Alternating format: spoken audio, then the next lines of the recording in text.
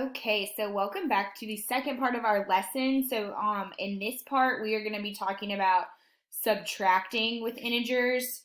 So when we are subtracting with integers, we are going to use the additive inverse to add the opposite, okay? So when we're thinking about those minus signs again, remember that means the opposite of. So when we look at 7 minus 16 here, we're going to look at that. So 7 minus 16 really means 7 plus negative 16. So we're actually going to do the opposite of subtracting positive 16, and we're going to add negative 16 to get negative 9. Same thing here, negative 8 minus 11. The opposite of subtraction is addition, and the opposite of positive 11 is negative 11. So we're going to add negative 11, and that is going to give us negative 19. 3 minus 12, we're going to do the same thing, and that's how we're going to complete the rest of these problems. So go ahead and pause the video while you're doing this and work out the rest of the problems, okay? So when looking at these problems, you keep the first number the same.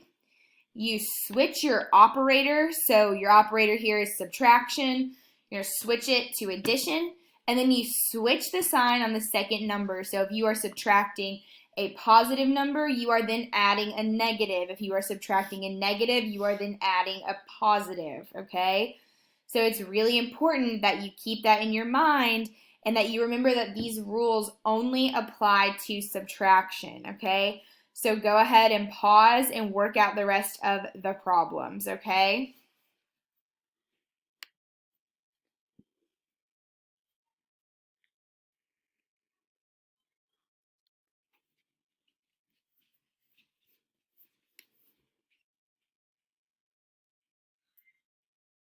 So just another way to think about this is just like what that first sentence up at the top says.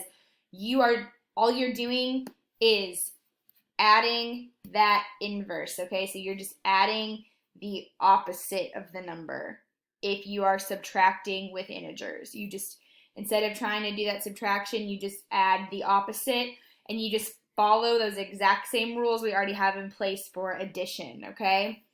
So you're going to just work out the rest of the page. And so on the bottom, it's just asking you to do those problems with decimals. And then after you do those decimal problems, I'm going to walk you through some we do with fractions just as a quick review.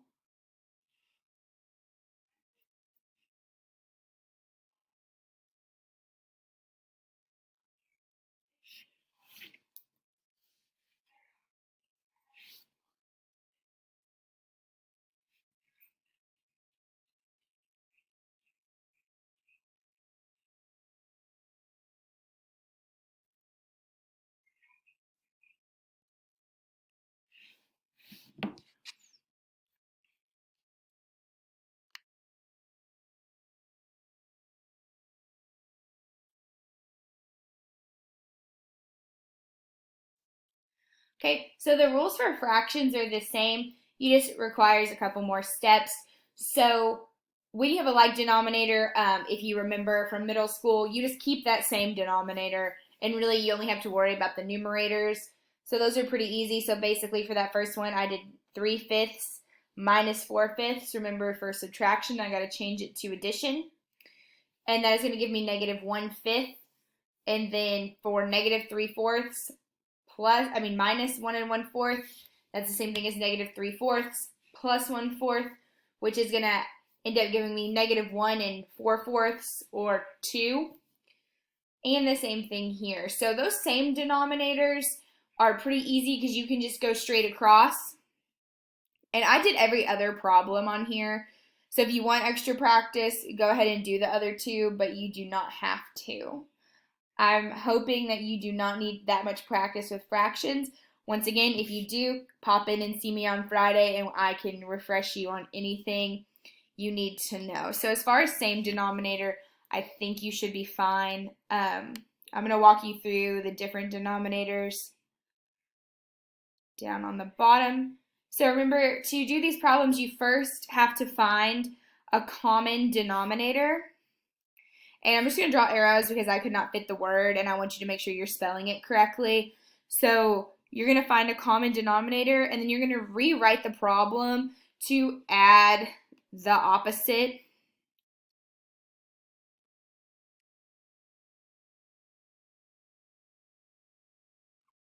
So make sure you get those words written down. I would like you to write down that phrase. I think it's important for you to refresh on fractions because I think those are something that a lot of us still struggle with. So to find that common denominator, if we look at negative 1/6 minus 2/3, I know that 3 can multiply into 6. So I'm going to multiply 3 times 2, my denominator times 2.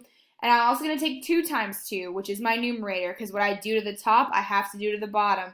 And that is ultimately, after I do all my rules, going to give me negative 5/6.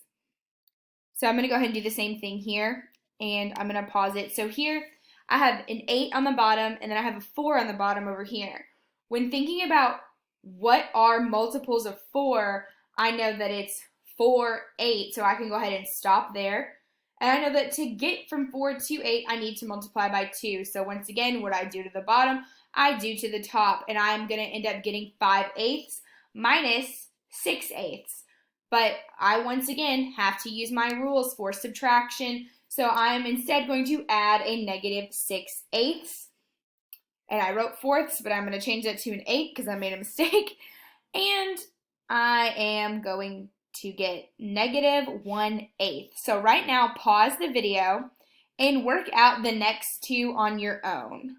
Okay, I want you to practice those two on your own because you need to have a mastery of how to add and subtract fractions if you are going to be successful. So go ahead and practice. Like I said, if you don't get it or if enough people need a refresher, I'll make a video on that as well. So now that you've paused the video, we're going to come back and I'm going to go ahead and just work through these last two problems for you. You are going to go ahead and get that copied. After this, you are going to complete the assignment for the day. It is on the Google Slides agenda, and I will remain on the Google Meet for the rest of our scheduled class time. So if you are working on the Delta Math and you are confused or you need help, just pop back in to the Google Meet, and I will explain anything you need. So with that being said, we're going to finish up this last problem and then our video will be over. Thank you guys.